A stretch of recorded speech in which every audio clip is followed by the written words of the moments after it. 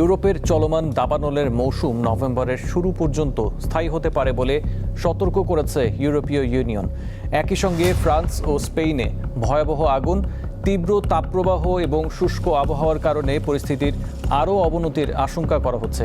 আন্তর্জাতিক গণমাধ্যম জানিয়েছে, এরই মধ্যে ফ্রান্সের বোর্দো অঞ্চলের মাত্র 9 মাইলের মধ্যে পৌঁছে গেছে দাবানল।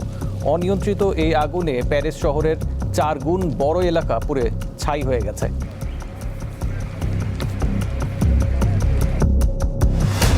সৌদি আরবের পূর্বাঞ্চলে একাধিক তেল স্থাপনা লক্ষ্য করে ড্রোন হামলা চালানোর দাবি জানিয়েছে ইরান সমর্থিত ইয়েমেনের হুতি বিদ্রোহীরা। সৌদি আরবের ড্রোন হামলার জবাবে এই হামলা করা হয়েছে বলে দাবি করেছেন গোষ্ঠীটির মুখপাত্র। তবে এই হামলার বিষয়ে সৌদি আরবের রাষ্ট্রীয় তেল সংস্থা আরামকো তাৎক্ষণিকভাবে কোনো মন্তব্য করেনি। এদিকে ইরানের সাথে চলমান কূটনৈতিক আলোচনা ব্যর্থ হলে দেশটিতে পুনরায় বড় ধরনের সামরিক হামলার হুঁশিয়ারি দিয়েছেন যুক্তরাষ্ট্রের প্রেসিডেন্ট ডোনাল্ড ট্রাম্প। ফিলিস্তিনের পশ্চিম তীরের পাশাপাশি গাজা উপত্যকাতেও দখলদারির মিশনে নামার তড়িঘড়ি করছে ইসরায়েল। জাতীয় নির্বাচনের আগে কেন অবৈধ বসতি স্থাপনে এই ছক করছে নেতানিয়াহু প্রশাসন, বিস্তারিত তুলে ধরছেন তৌহিদুর রহমান। 5 অক্টোবর ইসরায়েলের জাতীয় নির্বাচন। ঠিক এর আগ মুহূর্তে ফিলিস্তিনি ভূখণ্ডে আগ্রাসী দখলদারিত্বের ধাপা বসাতে নতুন করে ছক কষছে নেতানিয়াহু প্রশাসন। এবার অধিকৃত পশ্চিম তীরের পাশাপাশি গাজা উপত্যকায়ও দখলদারিত্বের থাবা বসাতে মরিয়া হয়ে ওঠায় চাঞ্চল্যকর পরিস্থিতি তৈরি হয়েছে। পশ্চিম তীর এবং গাজায় 3টি অবৈধ বসতি স্থাপনে ইতিমধ্যে $40 কোটি বরাদ্দের ঘোষণা দিয়েছে প্রতিরক্ষামন্ত্রী ইসরায়েল কাজ ও অর্থমন্ত্রী বেচালেল। এই আওতায় গাজার উত্তরে 3টি নাহাল চৌকি স্থাপন পরিকল্পনার কথা জানান প্রতিরক্ষামন্ত্রী। নাহাল বলতে এক ধরনের সামরিক বসতিকে বোঝায়। এর মাধ্যমে দখলদারিত্বের পথ সুগম করা হয়, যা দশকের পর দশক ধরে করে আসছে তেল আবিব। নির্বাচনের আগেই কেন গাজা উপত্যকাকে টার্গেট করে আগ্রাসী দখলদারিত্বের মিশনে নামতে যাচ্ছে নেতানিয়াহু প্রশাসন, তাই এখন বড় প্রশ্ন। এ বিষয়ে ইসরায়েলের শান্তিবাদী সংগঠন পিস নাও-এর কর্মী হাগে তোরফানের দেয়া তথ্য বলছে, অন্তত 7টি নতুন বসতিতে ইতিমধ্যে বুলডোজার দিয়ে কাজ চলছে। ভোটের আগেই সেগুলোতে বসতি স্থাপন শুরু হতে পারে। এর মধ্য দিয়ে নির্বাচনের আগে নেতানিয়াহু সরকার এমন বাস্তবতা তৈরি করতে চাইছে, যাতে ভবিষ্যতে কোনো সরকার চাইলেও দখলদারিত্ব থেকে সরে আসতে না পারে।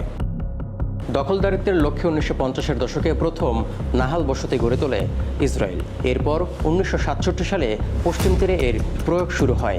এবার এই ঝুঁকিতে গাজা উপত্যকা। এই অবস্থায় ফিলিস্তিনিদের মধ্যে তীব্র ক্ষোভ ও আতঙ্ক বিরাজ করছে, কারণ ইতিমধ্যেই গাজার 65% ভূখণ্ড ইসরায়েলের নিয়ন্ত্রণে, যা গত বছর মার্কিন প্রেসিডেন্ট ডোনাল্ড ট্রাম্পের মধ্যস্থতায় হওয়া যুদ্ধবিরতি চুক্তিতে নির্ধারিত 53% চেয়েও বেশি। এর মধ্যে গাজায় 3টি অবৈধ বসতি স্থাপনের খবরে বিশ্বজুড়ে সমালোচনার ঝড় বইছে।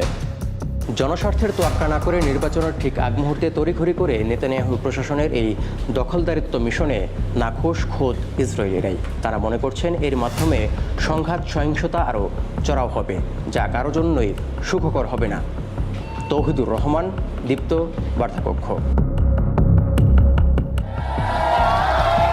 অতিকায় হস্তি লোপ পাইয়াছে, কিন্তু তেলাপোকা টিকিয়ে আছে। কালজয়ী কথা সাহিত্যিক শরৎচন্দ্র চট্টোপাধ্যায়ের এই উক্তি থেকেই যেন অনুপ্রাণিত হয়েছিল ককরোচ জনতা পার্টি।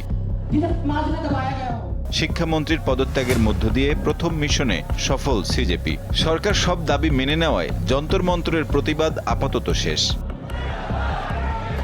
বিজেপি সরকার তাদের প্রতিশ্রুতি ঠিকঠাক কার্যকর করছে কিনা তা এখন পর্যবেক্ষণ করছে সিজেপি। বিশেষ করে আন্দোলনে অংশগ্রহণকারীদের নামে যেসব মামলা দায়ের করা হয়েছে সেসব প্রত্যাহার, প্রশ্ন ফাঁস কাণ্ডে ভুক্তভোগীদের ক্ষতিপূরণ দেওয়া এবং প্রশ্ন ফাঁস রোধে কঠোর আইন প্রণয়নের মতো দাবি জানিয়েছিল সামাজিক যোগাযোগ মাধ্যম নির্ভর এই প্ল্যাটফর্মটি। সিজেপির প্রতিষ্ঠাতা অভিজিৎ দীপকে বলছেন, এটি কেবল শুরু। তাদের আসল উদ্দেশ্য জাতীয় পর্যায়ের প্রতিযোগিতামূলক পরীক্ষার প্রশ্ন ফাঁস ঠেকানো এবং পুরো প্রক্রিয়ায় প্রাতিষ্ঠানিক স্বচ্ছতা নিশ্চিত করা। ক্ষমতার সমীকরণ বদলে গেছে। সিদ্ধান্ত গ্রহণের টেবিলে বড়দের পাশাপাশি জায়গা করে নিয়েছে ছোটরাও।